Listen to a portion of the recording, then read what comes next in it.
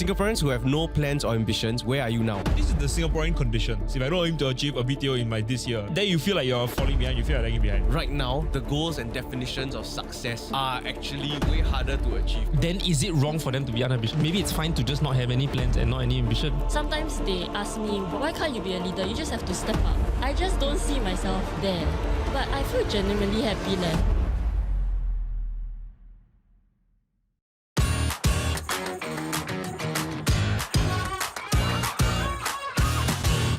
There's recently been a wave of Singaporeans, right? Like voicing out. They're feeling kind of lost because they have no ambition. So there was this one particular Reddit thread that's gained quite a reasonable amount of traction. Singaporeans who have no plans or ambitions, where are you now? Reddit user OP. New Piece 368 Oh. says that I honestly have no ambition at all. I don't care about climbing the corporate ladder. I don't really have luxury wants. I don't want kids. I don't really have any plans for the future. Do I just keep accumulating money? Like, what am I supposed to do? What do you work towards lah, essentially? Yeah, the Reddit kind of like sparked off lah. And the most upvoted one is just a one line that says, I'm glad to know I'm not alone. Thanks for posting this. I want to say that this is partially like a first world problem. Yeah, it's a given, right? Yeah. But at the same time, it's still real, ma. It's still a real issue. I think Singaporeans in particular are also placed in this very strange pocket where we have comfort for the most part. Yeah.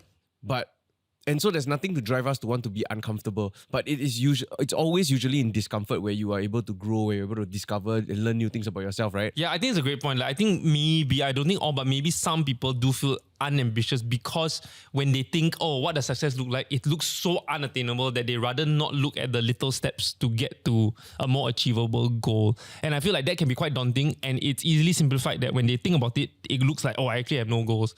When they think of an idea of success, it's just too lofty, too unattainable. Do you think that the reason why that is because right now the goals and definitions of success are actually way further? Like back then, right? Okay, as long as you graduate university and you get a job, you have already succeeded. Now you got to be Mr. Beast. Yeah.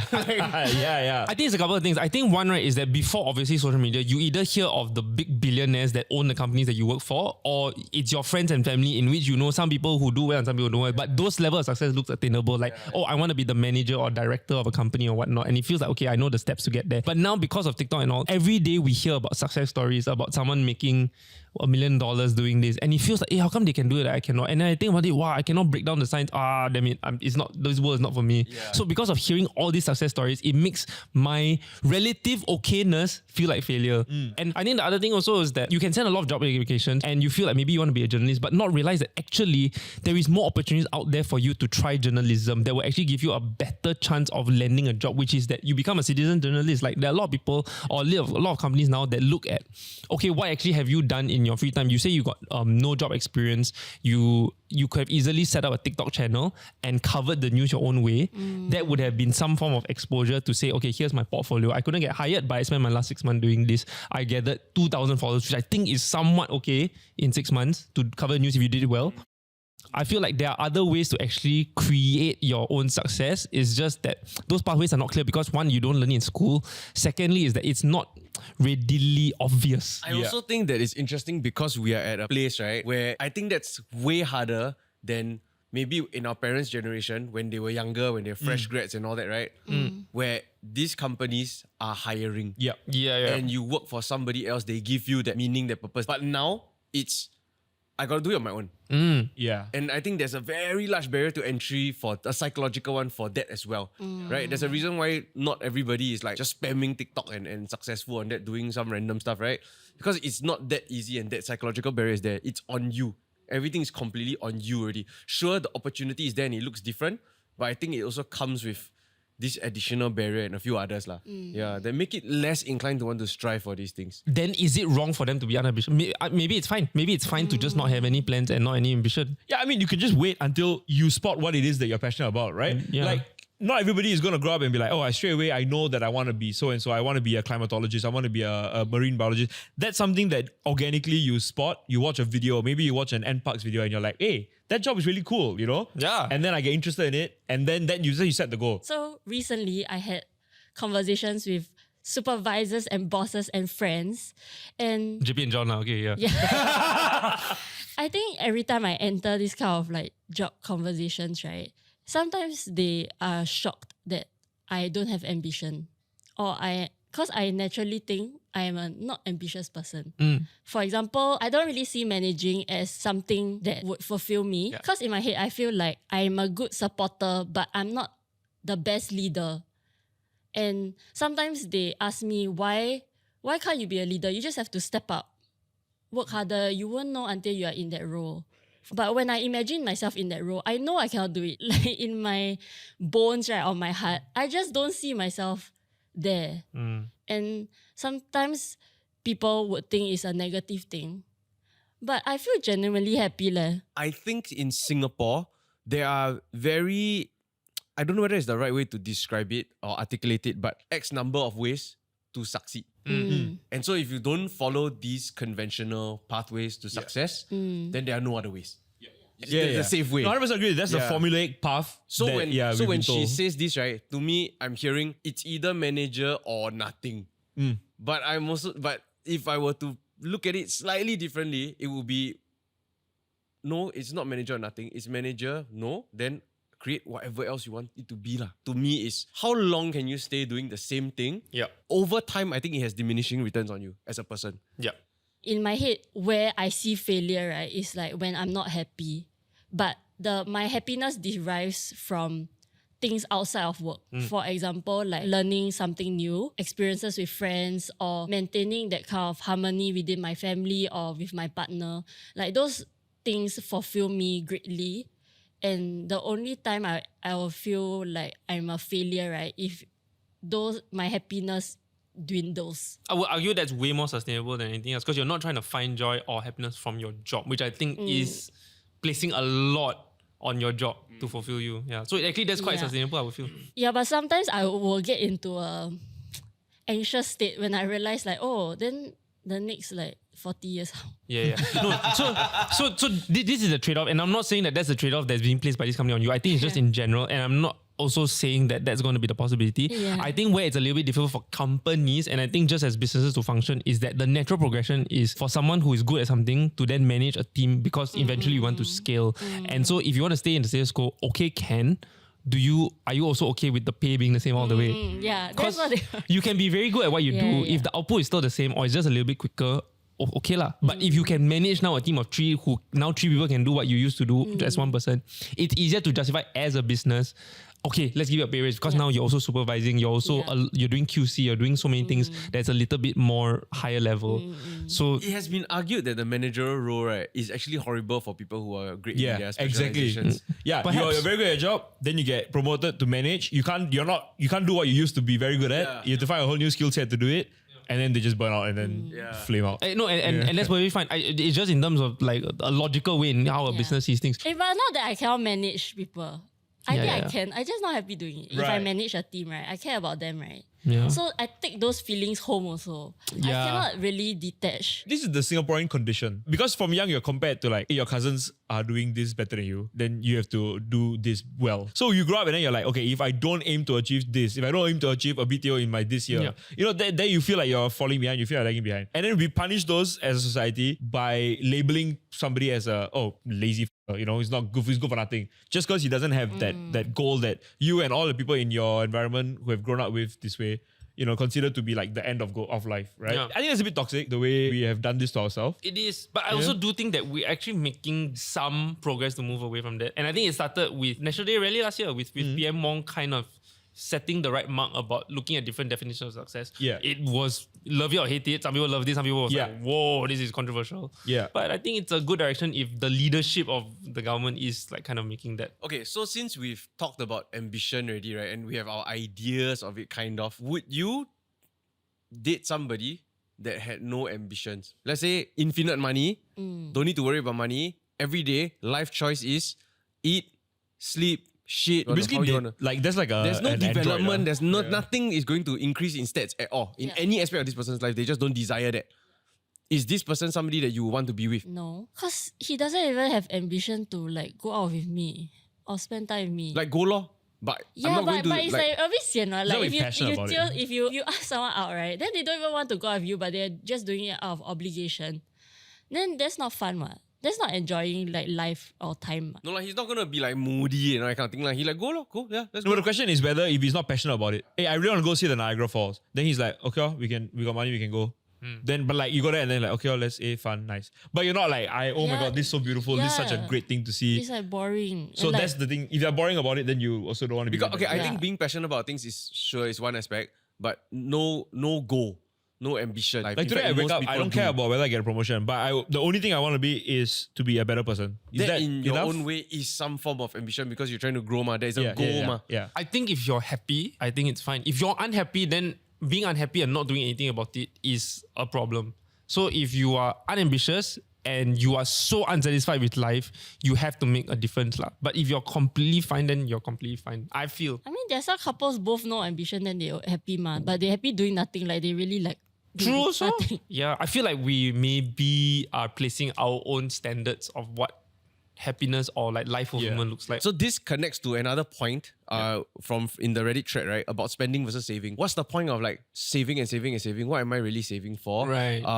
And then versus like spending it on things that I truly want now. Right. And I sat on this for a while because I was a little bit conflicted. I kind of get it. As I thought about it, I realized that every single time that I have chosen to spend money on like big ticket things or experiences, especially, right, what I got back or received, right, was so much more valuable than anything else. So then it makes me so conflicted because like, then why am I not just throwing money? Yeah. Every time I've done that also, right, yeah. somehow magically, even Stevens, The money comes the back. money comes back. Yeah. At the casino.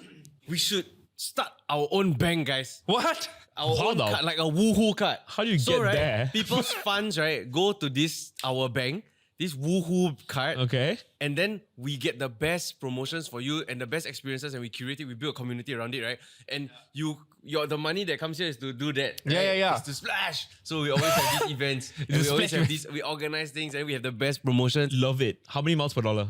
Yeah. We will figure that out. Yeah. If it's above 4, I mean. All you need to go when you see when you open up the card, right, all you need to go is woohoo! That's the expected the response. mouse card is called Wee. Woohoo and we. The new product's coming to you soon. Every new campaign, what? Every next month or end of the month. Or when the money disappears, you, what? Think about it. This is great. We'll open branches up next to every pawn shop that we can find in there. Yeah. The other banks are for saving. Yeah. This the one one for fun. is for We still want to work with you though. If you're a bank, we still want to work with you. We are not competitors. They're gonna, it's gonna get so dumb. It's like, brother, do you have we, do you have Wuha? Which one do you have? It's like, sorry, I got Wuha pay on a We pay. And then We make it weird. Like you have to go up to the cashier and just be like, Oh, 50% Yeah. off. yeah. I googled this. I googled this, and it's apparently a phenomenon that a lot of people go through. Like it's the other way around. So like you mentioned, sometimes if you suddenly get money, you lose it also, and it's the other way around. No, I resonate a lot with this, and I think something I mentioned maybe like years ago. Like when my uncle passed away, it was a huge wake up moment for me because he left with a sizable amount of money in the bank. He didn't get to really enjoy it in his last years of his life, and that was like a wake up moment to me. Like I shouldn't just be hoarding for the sake of, because I used to be a massive like I need to save for retirement, and the experiences that you can have when you're 65 is so different to the stuff that you're willing to do when you serve energy. Of course, you shouldn't go the other extreme. There's this financial like guru, like he went on DOAC. His name is Ramit Sethi, right? So like this is a money expert, and he basically how he automates all his savings is that he puts 50% into fixed costs, things like rent, debt, utility bills, and all that. 10% into investments. Again, it's all automated via like sending instructions. Another 5 to 10% for savings. So like specific things like you want to save for vacation or emergency fund. This is not the spending. And then 20 to 35%, whatever is left between 20 and 35%, guilt-free spending. Ooh. So things like dining out days, things like going for drinks, things like clothes, things for shoes. Like you automate everything else so that you leave yourself with 20 to 35% to just spend, and you feel so much better. And knowing that you have taken care of everything else. Yeah. And it adds to the whole idea of building your story, putting yourself into like things that you wouldn't otherwise do. Like you almost force yourself to like, I have to spend this amount to try something. Like now even right, SkillsFuture going to expire, right? Yeah. It's forcing me to go and learn something new. And then there's a huge influx. All these classes suddenly got nobody. Suddenly got a lot of people. So like I got spread like it out. 1,000 credits here. I need to spend by end of the year, no. What the? I never use. learn things, bro. I'm going to set up a cool, and then you will come and enroll. And you don't have to spend money all the time for it, by the way. That's It's not also about true. So last year basically I decided I was going to do something that I'll never do, which is Switch. Mount High Club. Wait, what? no. So I decided that I want to just try and do something that I have some sort of like interest in. So every other Sunday, for like a solid 6 or 7 months, I would go to a church in Queenstown to play board games. And these are people who are at the church who just gather to play board games. There's nothing to do with the church there. It's just the venue is at the church. Yeah. There's no preaching or anything of that sort. It's Yeah. just people playing board games. And then I was a complete stranger, obviously. I don't know any of these people. I found it on like Facebook. I was like, you know what, why not? And so I went, I played. And they were like, yo, it was fun to meet you. Yeah. Come again, like the next time we'll play another game. Nice. And that kept happening. And I just kept playing. And like, I put myself out there for it. I would never in a million years think, hey, I'm going to go to a church to go and play board games Yeah. with strangers, all strangers, not a single person I know there. I love this so much. How do you do that? I have just too much decided social to do it, and I I have did too much it. social anxiety to go and do something like that. Because here's the thing, nobody cares. We think everybody's looking at us, but nobody's looking at us. The only person who's concerned about it is you. Some people look at JP lah. Some people will look at JP, he's a very handsome man, but it's all complimentary views. It's the same thing that When I stops fix people my from doing rage, everything. I'll join you. Fix your rage. Flip the table. Fucking checkmate. So when I get annoyed at that, right, I remember I'm in a church. That's why he's at a church. Yeah, it's perfect. You you're relate Jesus a bit. Christ. Because of going and playing, and a lot of these people are very seasoned players, and so they have tons of games that are very highly rated, and games that people don't normally play. We play Monopoly for fun, right? These guys are playing like really cool stuff. And that got me thinking, hey, I want to make my own game. And so I started like designing like a game. I want to make this sort of board game based on our the SMRT, the MRT system. So I was like, I think there's like a local appeal there. So I'm like designing here and there. And I was like, this got me doing something. Yeah. Using my brain and stuff. And now I want to like publish a board game. I want to put it out. cute. Like I have a dream that, one day I will bring a finished prototype and I'll be like, guys, we're going to play a game after work today. Yeah. I'm going to show you my new game. And we'll play it here as well. That's on crazy. Day Yeah, Kitchen. like that's how I want to do it. Actually, Came out nothing. Yeah. Yeah. So I also started playing badminton again. Yo, we're learning It's so the much. weirdest thing. Then I just randomly, like my friend chose me, then I go and make friends with other people. Then it's like, you get to talk to people from all walks of life also. And then that inspires you in many other ways, You can just do things. You can just do things. Yeah. It changed my life when I saw that. I was like, you can just do something. Yeah, and really, like just do things is a very good takeaway. Yeah. Like when you see something, right, don't overthink. Don't go and Yeah. research, review too much, right? Just go. go and do, then see where. Don't don't bring so much expectations. Because I used to do that. Yeah. I talk myself out a lot of things. I think like, this probably was gonna be like this, gonna happen, this gonna happen. Then in the end, I just don't do it. Yeah. Hey, you want to go call up the CC at Woodlands and go and sit in the observatory and watch the stars when they do it every last Wednesday of the month, I think. You can just do that. You see what's the wild thing, right? How come you know this stuff? Yes, Can you write why? down? Because that's because I love space at one point. I really, really wanted to go and do Okay, all this, all this weird thing, right? You write down Santa's cannot. Like, Yeah, You I should think be a you should. journalist. Join the TDK Telegram channel. We'll send you a list of weird things you can do every month. Like, I think like go and do things is one thing and so important, but the problem is that a lot of people don't know what is what available. you can, And so it's the usual like, Singapore got nothing to do. Yeah. But there's cool shit like this. You can go see the stars at the CC. They have a planetarium. They have a You literally observatory. see the stars. Literally, I think it's even called Woodlands Galaxy Community Club. Like Nice. that's the whole team is about it. You know what else you can do?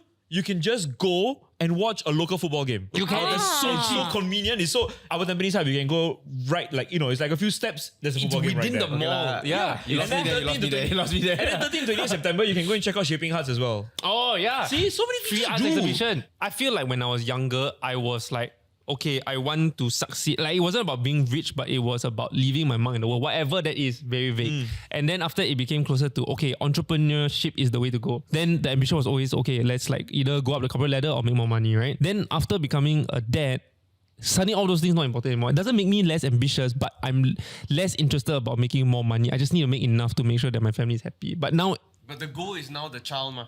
but to me now is to experience life all over again through the eyes of my son. Yeah. And I go to work, the work that I love, everything is comfortable, everything is about my kid now. And so I don't know if that makes me less ambitious, but the plan is very clear to me now. Yep. I think it made you differently ambitious. Yeah, perhaps. Yeah. That's why shift to of me, having a priority. kid is the plan.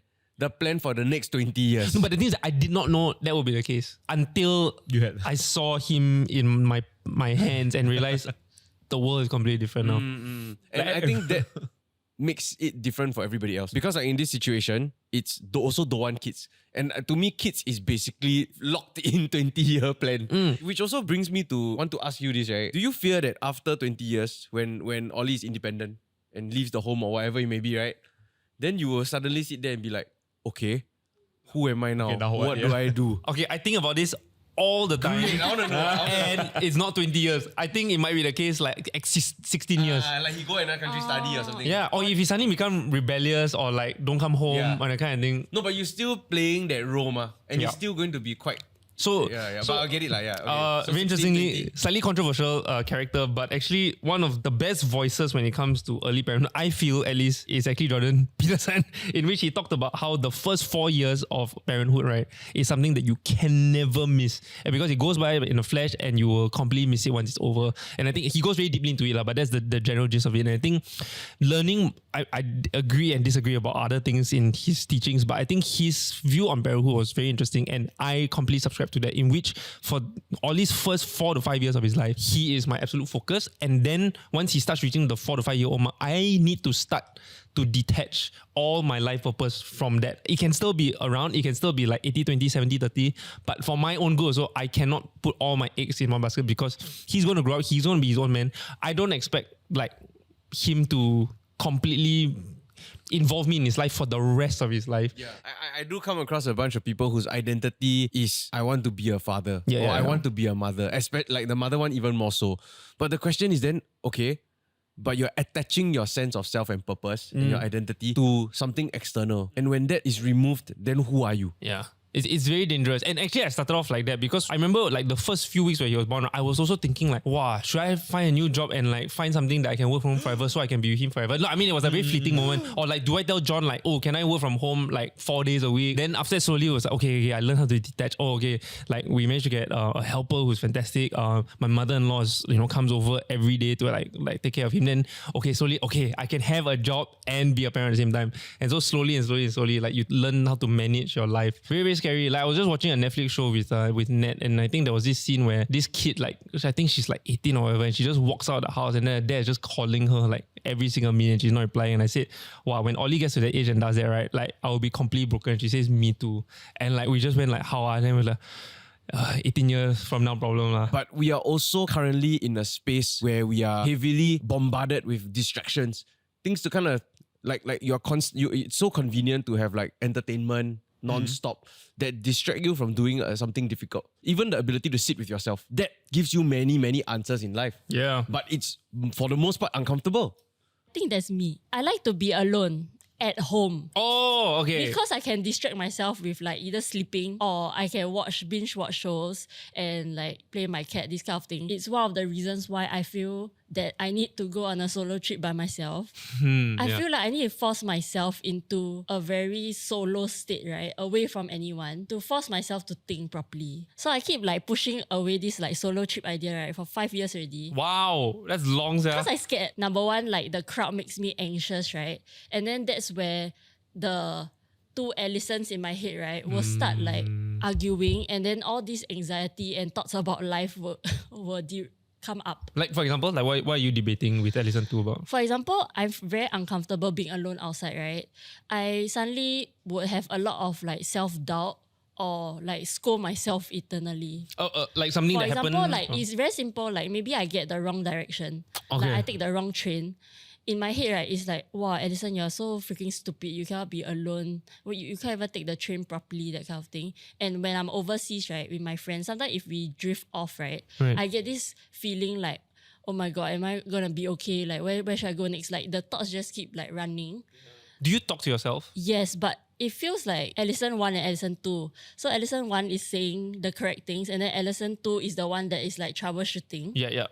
So it's just like a constant like debate in my head with no conclusion. I don't think that's a bad thing. I think I've shared before. So like one of the most insightful books that I've read that has kind of changed my life in terms of the internal monologue that I had in my head was a book called The Untethered Soul. And what it basically says, right, and I'll lend it to you if you haven't read it, the voice in your head is not you. It's actually another voice. And so you have to take one step back, and you are then removing yourself from that voice in your head. It's something else. So then you're talking to that voice. So it's actually not Allison 1, Allison 2. It's actually like this. Oh. And there's a slight difference to that. And so I think once you're able to have that conversation with yourself, similar to how you would have with someone else, right? I think you would start to find a little bit more peace or maybe comfort that if you can talk to someone else in third person almost, you can have that third person conversation with that voice lah, essentially. Yeah. Okay, I get what you mean because right, sometimes I try to film myself. Whoa. Like Okay. as if Yeah. I'm vlogging. Okay, because okay. only then right I'm talking Yeah. Okay. to okay, myself, you know what I mean? Okay. Yeah. Because okay, there was a gym situation that made me very sad, right? Oh, and yes. then I feel like when I hold it inside I couldn't process it properly. Yeah. So I had to film myself for like 30 minutes just talking. Like it's just for venting. yourself lah, right? Yeah. So that's one thing. I think the other thing, and it's based off what John Paul has mentioned before, right? Something else that I've started to do is that if I'm driving alone, again, very, very privileged, but if I'm driving alone, right, and I have a lot on my mind and I feel like I don't want to talk to myself right now, I turn on the ChatGPT talk function and I just word vomit and they talk to me back. Like as though like, okay, I want you to help me process my thoughts right now. I'm all over the place. I maybe just had an argument with somebody or someone told me something that I was uncomfortable with. I'm going to tell you everything I'm feeling, help me process it. And whatever they say, I may agree with, I may disagree with, but that gives me more clarity also. Very Black Mirror. It is lah. Very Black Mirror It is. episode coded, isn't it? It is, but I feel like a lot of people sometimes feel very alone, and if they rather not talk to somebody, I feel like this is an alternative. But there desperately needs to be a balance though. Because like, remember the case, I don't know if you all saw recently, there was a guy who fell in love with the GPT he was talking, and then he was like, should I kill myself or something I to believe be that was with the you. movie Her. Also that, very good movie, but so that guy. For me, and I don't know if this is correct balance, but like sometimes if I need to talk to someone about it, I will ask ChatGPT to at least process my feelings first. So I remove all the emotion. Because sometimes I'm someone who tends to come into a confrontation very emotional. The logic is out the window. And that helps me process things into a logical way. But sometimes, right, ChatGPT always cites you first. So It's I highly always, biased. I always say, tell me as it is. And I have to say 3 times, like, Yeah. keep in all the harsh truths. So sometimes when I'm very, very assured of myself, right, I will check with ChatGPT 5 times, like, no, seriously, like, tell me hard truth. And then they'll be like, okay, fine. And then if there's some parts of it that I still agree with and they still say it's okay, then I am a bit more assured to go in. You know what's the thing though? If you're gonna kind of argue with me, I would rather have at least like 25% of the emotion that was always gonna be there to be there. Yeah. If you're so sterile, if you're bringing the point form that ChatGPT Sure. has already condensed down, then I'm like, who am I arguing with? No lah, it's true. There's it's no true, it's passion true. in it. Why I'm comfortable doing it is that I'm also very comfortable being alone. In fact, I need to be alone more of the time just to talk to myself. I get the whole being alone thing, but there is a high quality being alone and then there's shit quality being alone. There is this thing where if you choose to stay at home, you increasingly become less inclined to go outside. And you stay stuck in this state, which is, I can't remember the name, but it's actually a very negative state to be in one. And the whole point is that you are letting time and life just pass you by. Tying it back to like attention being an issue also, right? Like to me, affect you as well as your ability to pay attention. So I think why so many people say they have symptoms of like ADHD and stuff like that, right? Especially now, right? It's because all of this has the things that we have paid attention to diminish our ability to actually pay attention when it's required. Sure. It's not good attention. It's like this very strange like passive attention that we are applying. Yeah, and I think that kills it for a lot of us. So then when it's finally time to actually pay attention to try and read a book or sit down and talk to yourself and be alone in that space, right? Even then it's a struggle also. Yeah, and I think it's good to have that awareness now. And hopefully if people are watching and realize that, that's good awareness. And maybe what helps for me is that I don't intentionally do it, but maybe I'll do so more, is to feel like I leave that conversation myself or being alone with myself with certain actionables or takeaways. Because it could be as simple as, I suddenly have a big like business idea that I want to pursue, or it could be as small as, okay, I think I'm going to be a little bit kinder today because I felt like maybe I'm overthinking about how I spoke to someone. And I feel like if you leave with a desire to have a little takeaway, just like how you have a conversation with anybody, you hope that there's some form of like takeaway, or like it can just be like, I had a really good conversation with this person. I think if you go with that goal in mind, then I think it's a little bit better than, I just need to be away from everyone, you know. And I think having that and being more conscious of that is a more productive way to be alone. Do you think there are any other external factors that might be causing this? For sure. I mean, like the biggest external factor is the external factor of the world. Yeah. Right? Yeah, it's like no matter how motivated you are as a person, you are like, okay, today I wake up, I'm gonna take the world by storm. I'm gonna get a job. I'm gonna do something. And then the reality of the world sets in. Hey, is it me? Am I the one that's the problem? Am I just not qualified? Am I not talented? That was the point of setting the goal. But personally, the way I got out of that little slump, right, of like mode of thinking was set the goal that's smaller. You hit a smaller goal, you feel like you've accomplished something, then you set yourself up for bigger ones. I can't change the world, but I can, change my reality a bit. Yeah, I think the most important thing is like don't let anyone's idea of success or ambition like be imposed upon you. I think it's completely fine that if you're happy where you're at, okay, but if you are someone who feels like, oh, I have no ambition and I want to change that, but nothing in me is making me change that, you cannot force yourself, I think, to have the ambition. But what you can do is create opportunities for it. So like the stories that like Raja and Addison have mentioned, right, have put them in a position to take advantage of new opportunities. You go out to a board game event and now you have like a new trajectory of like things that you're interested in. So if you want to make that change, there are ways to make that happen. If you don't want to make a change, I think you're completely fine as long as you're happy. Okay, thanks for watching. See you in the next episode. Bye bye. Maybe I'm going to take a motorbike license for no fucking reason. yeah. Bikes are cheaper than cars. No, but it's surprising. Like weird, right? Like you wear biker vibe. no, but I don't wear shoes and pants. So Oh yeah, you're in flip-flops, which is like death sentence. yeah. Bye toes. You know what I'm saying?